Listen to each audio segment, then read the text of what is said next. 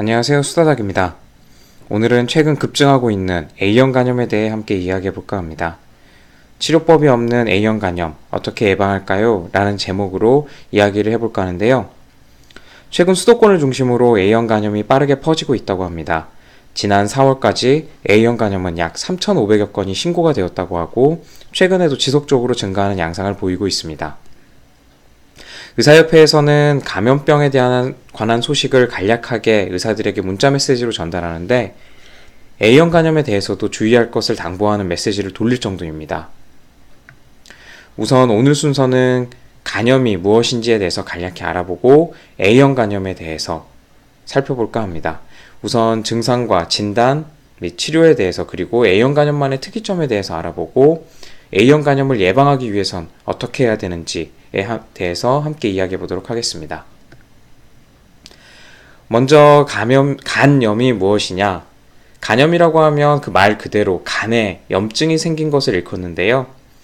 보통 간염의 원인은 바이러스성 간염, 그리고 술로 인한 알코올성 간염, 비만으로 인한 지방 간염, 그리고 자가 면역 등으로 인한 간염 등등으로 이렇게 나눌 수가 있는데요. 이 중에서 바이러스 인한 감염을 살펴보면 바이러스에 따라서 A형, B형, C형, D형 등등의 간염이 있습니다. 여기서 A형, B형 하니까 혈액형하고 관련 있는 것이 아니냐고 잘못 알고 계시는 분들도 더러 계시는데요. 여기서 말하는 A형, B형은 혈액형을 말하는 것이 아니라 혈액형과는 관계가 없고 바이러스 그 타입에 따라서 A형, B형, C형, D형 등으로 분류해서 부르는 것입니다. 즉 A형 간염 바이러스에 생기는 간염을 A형 간염, B형 간염 바이러스에 생기는 간염을 B형 간염이라 하는 것이죠. 이 중에서도 흔히 접할 수 있는 것이 바로 A형 간염, B형 간염이 되겠고, 최근에 급격히 늘고 있는 것이 C형 간염입니다.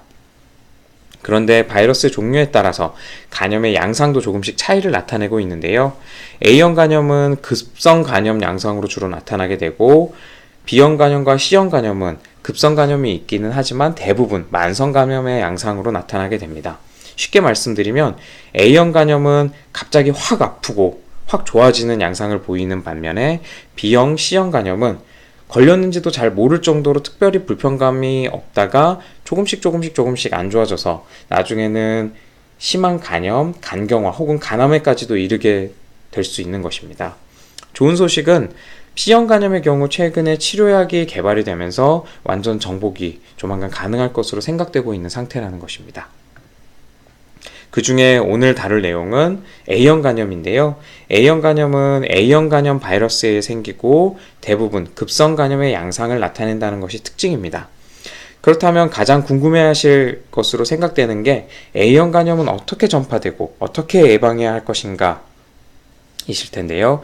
지금부터 그에 대해서 간략히 설명드리기 전에 먼저 A형 간염의 일반적인 것들에 대해서 한번 간략하게 훑어보겠습니다. 먼저 증상과 치료에 관해서 주로 알아보겠는데요.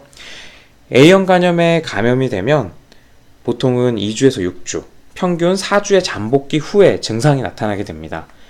초기에는 피로감이나 메스꺼움, 구토, 식욕부진, 발열 등의 증상이 나타나게 되고, 이런 증상은 어떻게 보면 비특이적인 증상이어서 흔히 몸살, 그리고 열, 전신피로 등만 나타나기 때문에 감기로 오인되는 경우가 많습니다. 때문에 초기에는 A형 간염을 진단하는 것이 쉽지 않습니다. 차이가 있다면 감기와는 다르게 기침이나 콧물 등 같은 그런 상기도 증상은 나타나지 않는다는 건데요.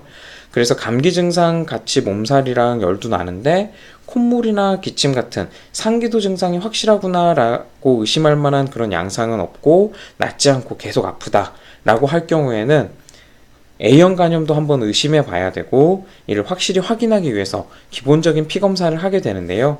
대부분은 여기에서 흔히 간 수치라고 말하는 AST, ALT 같은 그런 검사를 추가해서 하게 되고, 이런 수치가 상승이 돼 있다라고 하게 되면 A형 간염을 의심하게 되는 것입니다. 물론 별도의 피검사가 없을 경우에는 A형 간염을 의심하기는 쉽지 않습니다. 초기 증상이 나타난 지 일주일 정도가 지나면 갈색의 소변을 보거나 아니면 눈에 흰자나 피부가 노랗게 변하는 그런 황달 징후가 생기게 되는데요. 이런 증상은 약 2주 정도 지속되게 됩니다. 처음 보시는 분들은 정말 애니메이션 슈렉같이 보일 정도로 그렇게 노랗게 변하게 되는 모습을 관찰하게 돼서 한번 보시게 되면은 잊기 쉽지 않은 그런 모습을 보시게 됩니다. 이 시기가 되면 간염을 강력하게 의심을 해야 되고, 이 원인에 대한 확인 및 진단을 위해서 A형 간염에 대한 항체 검사를 하게 되고, 이를 통해 A형 간염을 진단하게 됩니다. 이 시기에 앞서서 앞에서 말씀드린 AST, ALT, 빌리루빈 등의 그런 간 수치들도 함께 올라가게 되고요.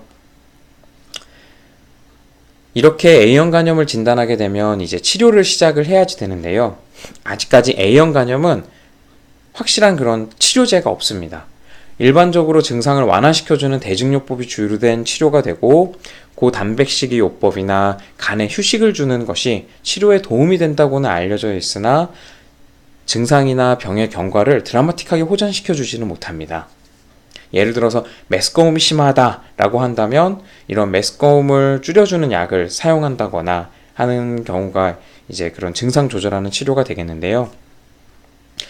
컨디션이 너무 안 좋아서 메스꺼움이 심해서 식사를 전혀 못한다거나 너무 힘들어할 경우에는 입원 치료가 필요하게 되는데, 환자분들 중에 약 3분의 1 이상은 입원 치료가 필요한 경우가 있다라고 합니다. 이런 경우에는 치료를 수액을 통해서 영양 공급을 하거나 앞에서 말씀드린 대로 메스꺼움이나 구토를 억제하는 약을 써서 증상을 조절하기도 하고요. 드물게는 전격성 간 부전이라고 아예 간 자체가 기능을 잃어버리는 상황이 생길 수도 있는데, 완전히 간이 이렇게 고장이 나버리게 되면 어쩔 수 없이 간 이식밖에는 방법이 없는 상황이 생기기도 합니다. 물론 굉장히 드문 경우기는 하고요. A형 간염에서는 특이한 점이 좀 있는데요. 그것은 바로 6세 미만의 소아에서는 약 70% 정도는 증상이 없다는 것, 그리고 증상이 있다고 하더라도 황달이 동반되는 경우는 굉장히 드물고, 간염에 걸리더라도 가볍게 감기 정도를 앓은 것으로 생각하고 넘어가게 되는 경우가 많다는 것입니다. 결국 본인은 A형 간염에 걸린 것도 모르고 넘어간다는 말인데요. 과거 우리나라도 위생이 좋지 않았던 시기에는 많은 분들이 어릴 때 A형 간염에 노출이 되어서 A형 간염에 걸리고도 앓고 나서도 잘 모르고 넘어가는 경우가 많았습니다. 그런데 한번 걸리면 평생 면역이 생기기 때문에 더 이상은 A형 간염에 걸릴 일이 없게 되는 겁니다. 하지만 어릴 때 A형 간염에 걸리지 않고 어느 정도 나이가 들어서 A형 간염에 걸리게 되면 나이가 많아질수록 증상도 심해지고 황달 같은 증상 동반도 더 많아지게 됩니다.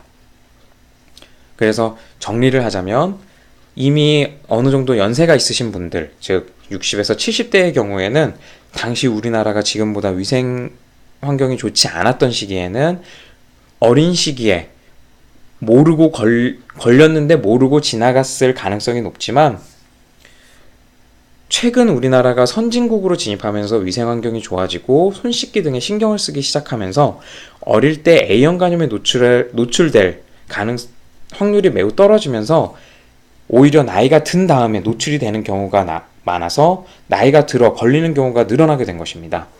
그래서 1995년경부터는 10세에서 30세 환자가 늘어나고 있고, 그러다가 최근 예방접종이 늘어나면서 2009년경부터는 다시 환자 수가 줄어드는 양상을 보이고 있습니다. A형 간염은 제1군 법정 전염병으로 A형 간염 바이러스에 오염된 음식물에 의해 전파되는 경우가 대부분입니다. 여기서 말한 제1군 법정 전염병이 뭐냐면, 해당 환자가 발생했을 경우 의사는 바로 보건당국에 신고를 해서 그 병의 확산을 막을 수 있도록 정부 차원에서 관리를 하고 적극적인 치료가 들어갈 수 있도록 그 전염병을 관리한다는 뜻인데요. 그만큼 이 A형 간염은 전염력이 높고 빠르다는 뜻이겠죠. A형 간염은 환자의 대변을 통해서 전염이 되는 경구 감염이 가장 많은데요. 그래서 대변을 보는 손을 잘 씻는 것이 중요하고, 식사하시기 전에 손을 씻고 먹는 것이 중요합니다. 대변을 통해서 전파가 된다라는 이야기에 내가 대변을 먹을 일이 어딨어 라고 생각하실 수도 있는데요. 그렇지가 않습니다. 환자가 대변을 보고 나서 손에 바이러스가 묻어있는 상태가 되고 이후에 다른 물건이나 음식 등을 만지게 되고 이를 다른 사람이 다시 만지게 되고 이후에 그 손을 가지고 음식을 먹거나 하면서 함께 입으로 들어가게 되면 결국 감염이 되게 되는 것입니다.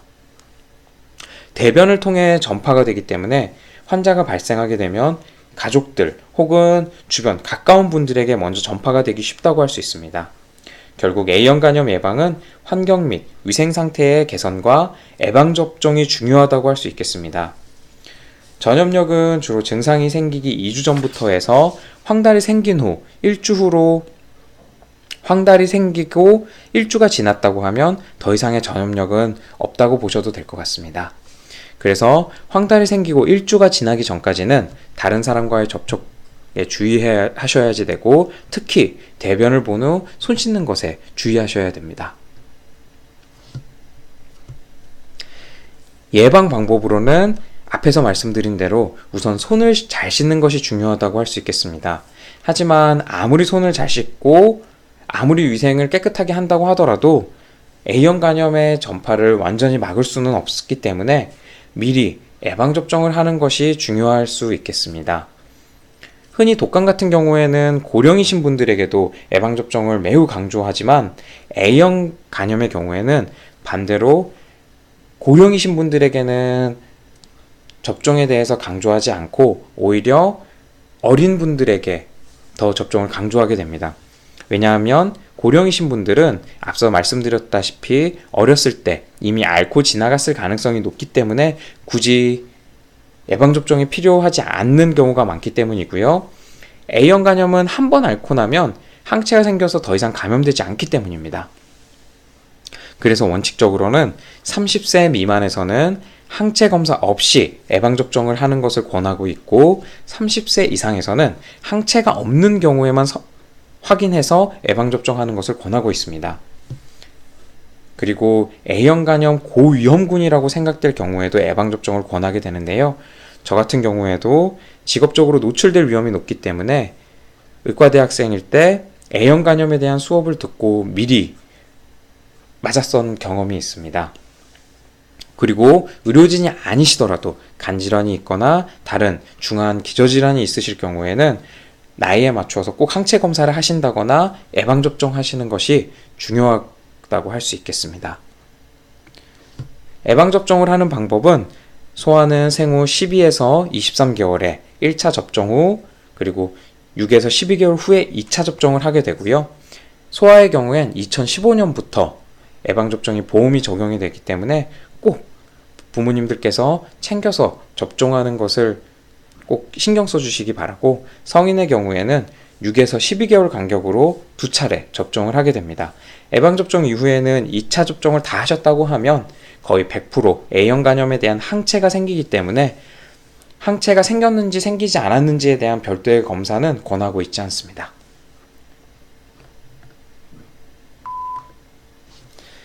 지금까지 최근 유행하고 있는 A형 간염에 대해 함께 알아보았습니다. 마지막으로 간략히 요약을 하자면 A형 간염은 열나고 몸살 기운은 계속되는데 기침, 가래, 콧물 등의 상기도 감염을 의심할 만한 증상이 없을 경우 먼저 의심해야지 된다. 잠복기는 보통 4주다. 아직 치료약이 없기 때문에 사전에 예방하는 것이 중요하고 대변을 통해서 전염이 이루어지기 때문에 손 씻기가 중요하다. 하지만 그렇게도 완전히 예방할 수는 없기 때문에 30세 미만의 경우엔 예방접종하는 것이 중요하고 고령이신 경우, 항체가 없는 경우엔 마찬가지로 예방접종을 꼭 하셔야지 되고 어린아이들도 꼭 예방접종을 부모님들께서 확인해 주시기 바란다 라고 이렇게 요약할 수 있겠습니다. 지금까지 A형 간염에 대해서 함께 확인해 봤는데요. 조금이라도 도움이 되셨다라고 한다면 꼭 구독과 좋아요 부탁드리겠습니다. 감사합니다.